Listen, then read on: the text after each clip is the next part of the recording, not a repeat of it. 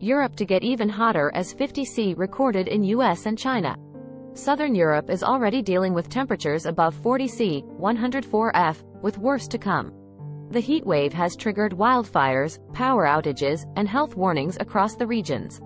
Putin vows response after terrorist attack on Crimea bridge. Moscow blames Ukraine for the incident, which killed 2 people, but Kyiv has not said it was responsible. The bridge connects Russia's mainland with the annexed peninsula of Crimea.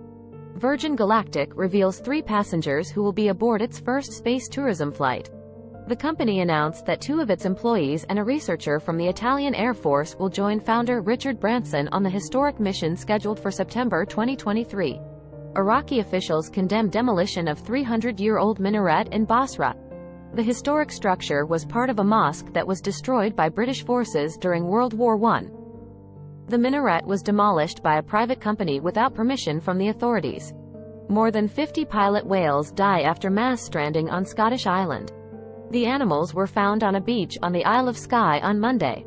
Experts say the cause of the stranding is unknown, but it could be related to factors such as disease, pollution, or navigation errors. Xi Jinping's foreign minister has vanished from public view.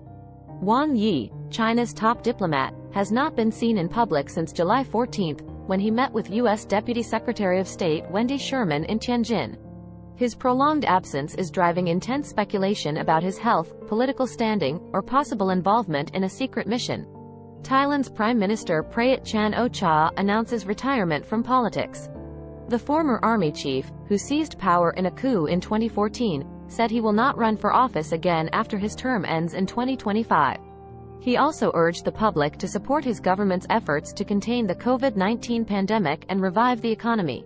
Iran's morality police resume headscarf patrols, state media says.